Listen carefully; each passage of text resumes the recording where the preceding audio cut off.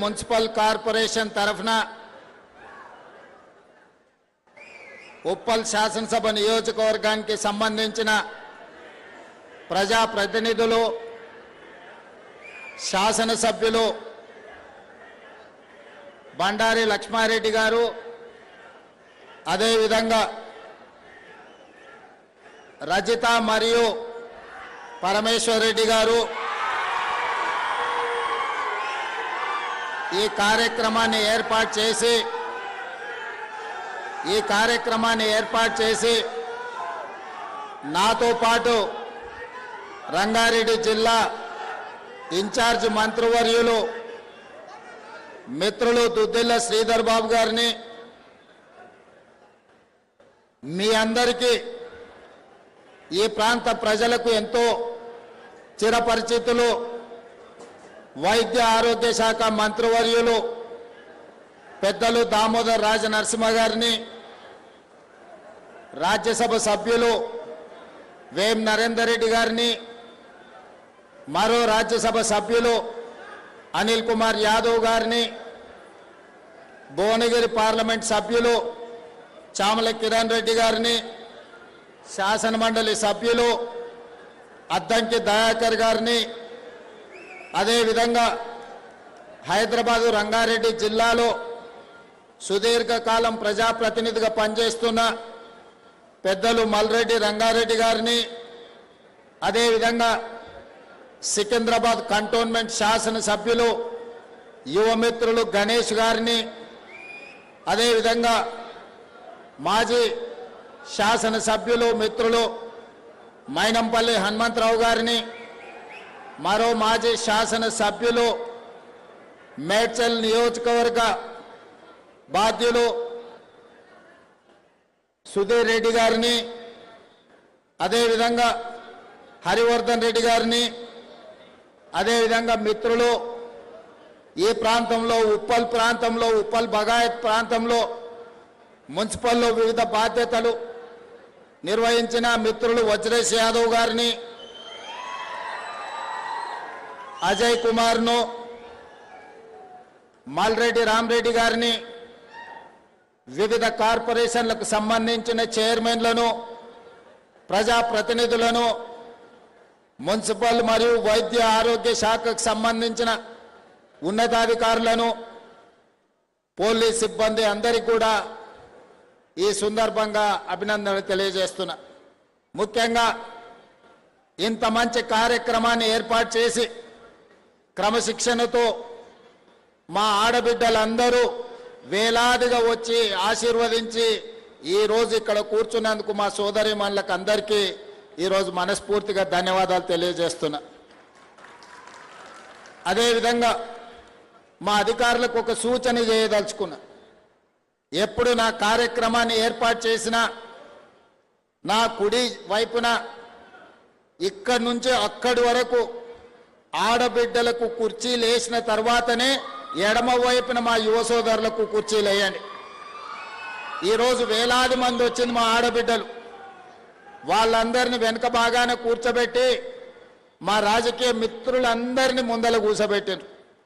నేను మా అధికారులకు సూచన చేస్తున్నా, నేను ఏ కార్యక్రమం తీసుకున్నా మహిళలు ఆడబిడ్డల ఆశీర్వాదంతోనే ఈరోజు ఇంత స్థాయికి జిల్లా పరిషత్ మెంబర్ నుంచి ఈరోజు ముఖ్యమంత్రి స్థాయికి ఎదిగిన అంటే ఆడబిడ్డలు నిండు మనసుతోనే ఆశీర్వదించారు. కాబట్టి నేను ఈ స్థాయికి వచ్చిన అధికారులందరికీ నేను సూచన చేస్తున్నా, సూచన కాదు ఆదేశాలు ఇస్తున్నా.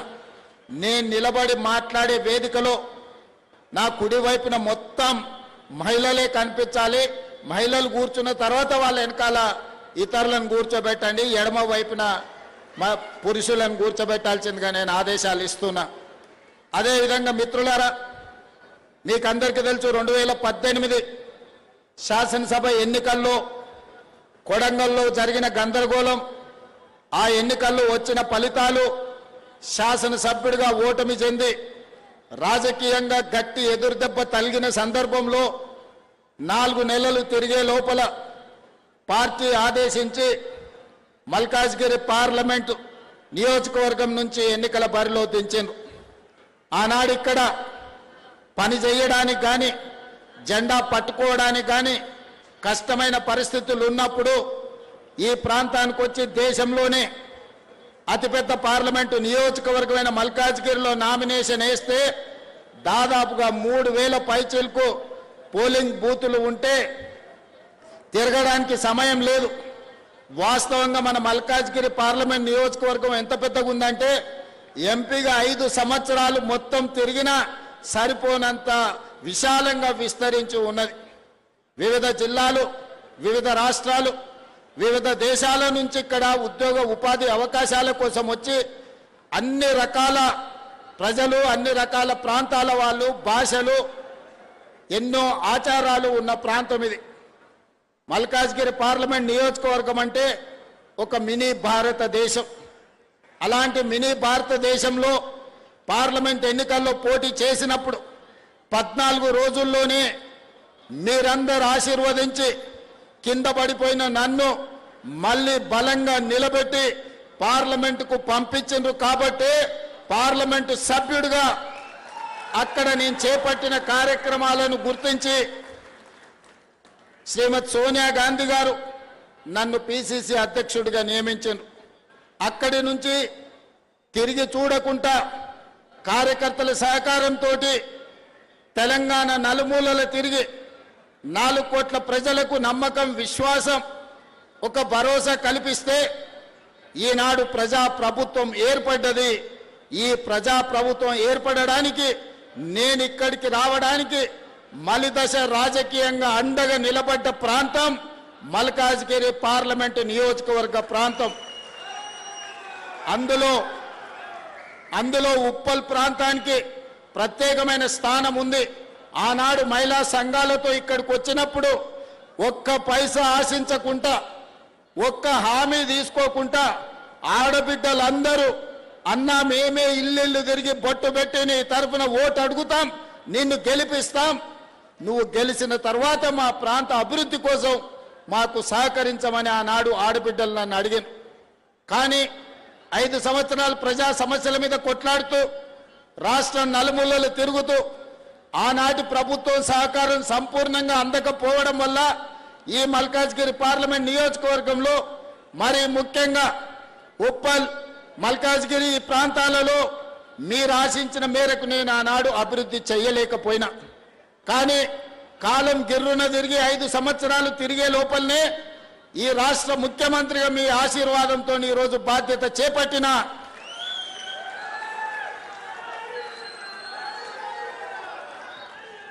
ఆనాడు ఈ ప్రాంతంలో నేను పర్యటించినప్పుడు మేడ్చల్ నియోజకవర్గ ప్రాంతంలో గ్రామ పంచాయతీలు, మున్సిపాలిటీలు, మున్సిపల్ కార్పొరేషన్లు, అదేవిధంగా గ్రేటర్ హైదరాబాద్ మున్సిపల్ కార్పొరేటర్లు 4 రకాల పరిపాలన జరుగుతుండే. అటు హైటెక్ సిటీ వైపు పోతే అక్కడ అదే పరిస్థితి. ఇటువైపు ఉప్పల్ వైపు వచ్చినా, మేడ్చల్ వైపు వచ్చినా, కుత్బుల్లాపూర్ వైపు అయినా ఎక్కడ చూసినా కూడా 4 రకాలుగా పరిపాలన జరుగుతుండే. ఒకరి మధ్యలో ఇంకొకరికి సహకారం సరిగ్గా లేక, సమన్వయం లేక మన ప్రాంతం అభివృద్ధి చెందాలంటే ఇవన్నీ అడ్డంకిగా మారినాయి. కానీ మనం అందరం హైదరాబాద్ నగరం అంటే అంతర్జాతీయ స్థాయి నగరం అని మనం మాట్లాడుకునే వాళ్ళం. కానీ నేను ఆలోచన చేసిన అంతర్జాతీయ స్థాయి నగరం అని మనం మాట్లాడుకోవడం, చెప్పుకోవడం కాదు, అంతర్జాతీయ స్థాయిలో మౌలిక వసతులు ఏర్పాటు చేసినప్పుడే, అభివృద్ధి చెందినప్పుడే హైదరాబాద్ నగరం అంతర్జాతీయ నగరం అవుతుంది అని ఆలోచన చేసి రాష్ట్రానికే ఒక పాలసీ విజన్ డాక్యుమెంట్ను తీసుకొచ్చినాం. అంతర్జాతీయ నిపుణుల సహకారంతో, మంత్రివర్గ సహచరుల అండతోటి. అందుకే ఈనాడు తెలంగాణ రైజింగ్ 2047 అని ఒక విజన్ డాక్యుమెంట్ని ఈరోజు మనం తెచ్చుకొని ఒక క్రమ పద్ధతిలో ప్రణాళికబద్ధంగా మన రాష్ట్రాన్ని అభివృద్ధి చేయాలని ఈరోజు నిర్ణయం తీసుకున్నాం. అందుకే మిత్రులారా, 160 కిలోమీటర్ల ఔటర్ రింగ్ రోడ్డు ఉన్నది మనకు. ఔటర్ రింగ్ రోడ్డు లోపలనే 1,34,00,000 మంది వివిధ జిల్లాలు, వివిధ రాష్ట్రాలు, వివిధ దేశాల నుంచి వచ్చి అంతర్జాతీయ కంపెనీలు పెట్టి ఈరోజు ఇక్కడ పరిపాలన జరుగుతున్నది. ఇక్కడ అందరూ నివసిస్తున్నారు. మరి 1,34,00,000 ప్రజలకు కావలసిన మౌలిక వసతులు ఏర్పాటు చేయాలి కదా. దాంతోపాటు పరిపాలన సమన్వయం ఉండాలి కదా. మున్సిపల్ అండ్ పోలీస్ సిబ్బంది మధ్యలో, పోలీసుకు అదే విద్యుత్ శాఖ మధ్యలో సమన్వయం ఉండాలి కదా. అదేవిధంగా metro, water works, under ground drainage, drinking water, విద్యుత్తు, రోడ్లు, మెట్రో, ఇవన్నీ మూసి ప్రక్షాళన, ఇన్ని పనులు సమన్వయం చేయాలంటే పరిపాలన ప్రక్షాళన చెయ్యాలని నిర్ణయం తీసుకున్నాం. అందుకే ఈరోజు ఔటర్ రింగ్ రోడ్డు లోపల దాదాపుగా 2,100 స్క్వేర్ కిలోమీటర్ల ప్రాంతంలో 1,34,00,000 జనాభా ఉన్న ప్రాంతాన్ని క్యూర్ ప్రాంతంగా, అంటే కోర్ అర్బన్ రీజియన్ ఎకానమీగా మనం ఒక పేరు ఇచ్చుకొని 3 మున్సిపల్ కార్పొరేషన్లు ఏర్పాటు చేసుకున్నాం. కొంతమంది అంటారు రాజకీయ స్వార్థం కోసం, ఎన్నికల లబ్ధి కోసం ఈనాడు 3 మున్సిపల్ కార్పొరేషన్లు చేసిండ్రు అని. నేను ఒక్క మాట చెప్పదలుచుకున్నా, ఎన్నికల లబ్ధి కోసం చేయలే, పరిపాలన సౌలభ్యం కోసం చేసినాం. ఈనాడు Hyderabad, greater Hyderabad municipal corporation కావచ్చు, ఈనాడు మల్కాజ్గిరి మున్సిపల్ కార్పొరేషన్ కావచ్చు, లేదా సైబరాబాద్ మున్సిపల్ కార్పొరేషన్, అక్కడుండే ప్రజలతో మీరు మాట్లాడండి, ప్రజాప్రతినిధులతో మాట్లాడండి. ఇవాళ ఈ మల్కాజ్గిరి మున్సిపల్ కార్పొరేషన్ ప్రాంతం, ఈ ప్రాంతం అంతా కలిసి ఒక్క దగ్గర ఈరోజు అభివృద్ధిని మీ దగ్గరికి తీసుకురాదలుచుకున్నాం. ఇవాళ మనము మల్కాజ్గిరి మున్సిపల్ కార్పొరేషన్ ఆఫీసుని 10 ఎకరాలలో ఈరోజు అంతర్జాతీయ ప్రమాణాలతో ఇక్కడ నిర్మించుకుంటున్నాం. ఇది మీకు సౌలభ్యమా కాదా? మీరు ఒక్కసారి ఆలోచన చేయండి.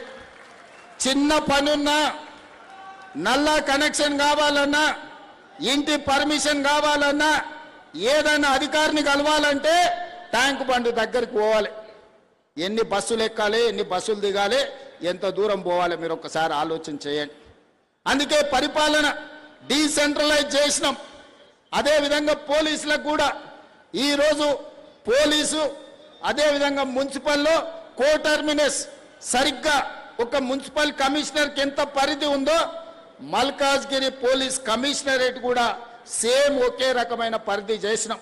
ఒక జోనల్ కమిషనర్కి ఏ విధంగా పరిపాలన సరిహద్దులు ఉన్నాయో ఒక డీసీపీకి సరిగ్గా అదే విధంగా ఈరోజు ఏర్పాటు చేసినాం.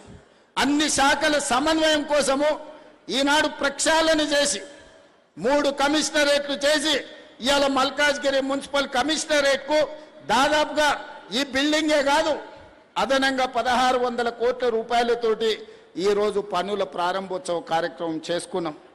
నేను ఇవన్నీ ఎందుకు మిత్రుల ద్వారా ఈరోజు ప్రస్తావిస్తున్నంటే, ఆనాడు మీరు ఎంపీగా గెలిపిస్తే మీరు ఆశించిన అభివృద్ధి ఆనాడు నేను చేయలేకపోయినా, ఈనాడు మీ ఆశీర్వాదంతో తెలంగాణ రాష్ట్రానికి నేను ముఖ్యమంత్రి అయినా, రాజకీయాలకు అతీతంగా ఈ వేదిక మీద ఉన్న మిత్రులకు చెప్పదలుచుకున్నా, ఈ ప్రాంత అభివృద్ధి కోసం ఎన్ని నిధులు కావాలన్నా, ఎన్ని అనుమతులు కావాలన్నా ఇచ్చే బాధ్యత నాది.